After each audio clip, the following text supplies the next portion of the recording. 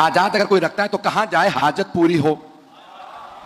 تو بتایا گیا کہ ایک باب الحوائج ہے 7ویں امام. اب 7ویں امام کیسے باب الحوائج ہیں پیش کرنا چاہ رہا ہوں, سنیے گا, تھوڑا ساتھ دیجیے گا میرا.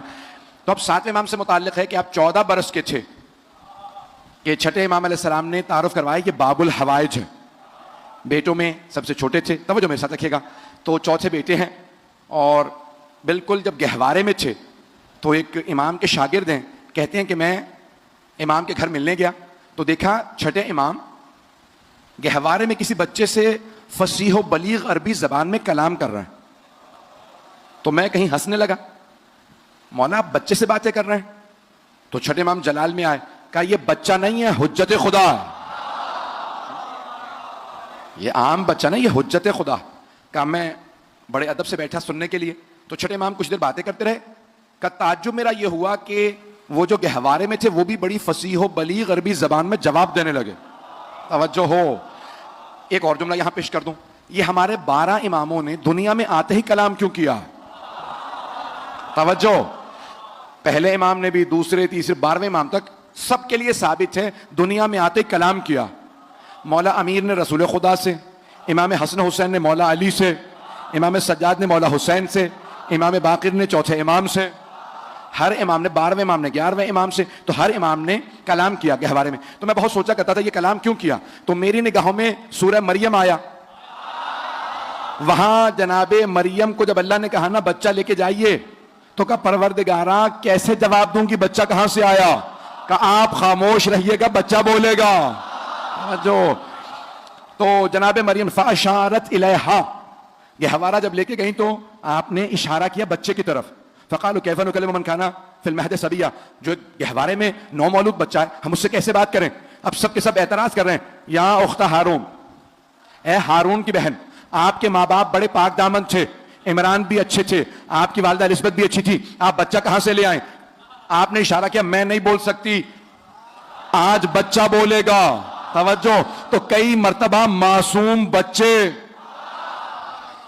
عصمت کے گواہ بنتے ہیں.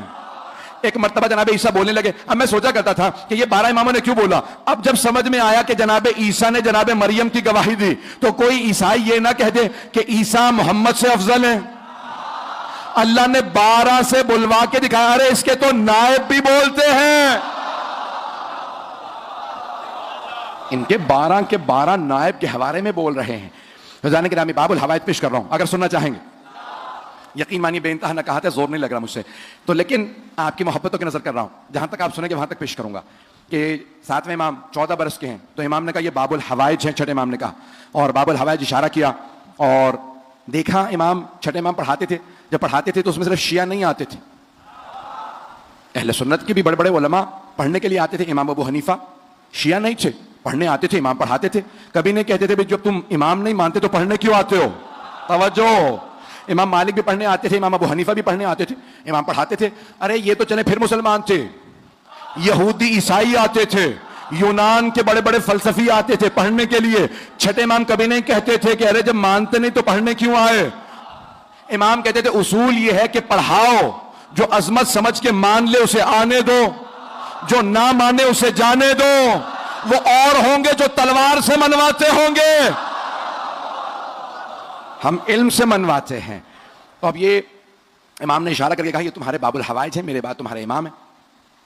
تو اب سب کے سب چھٹے امام کے فرزند 7ویں امام کو دیکھیں 14 برس کے.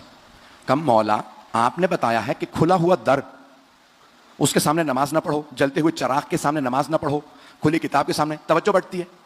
تو آپ کے فرزند کھلے در کے سامنے نماز پڑھ رہے ہیں. کچھ لوگ تو پہنچ رہے ہیں.